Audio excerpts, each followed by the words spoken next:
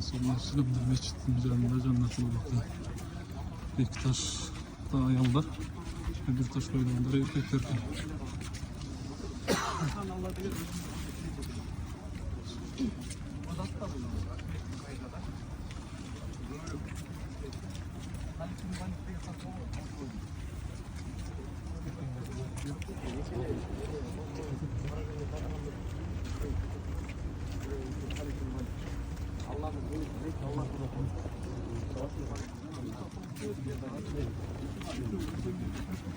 Cemaat şeyhtir. Müslümanlar.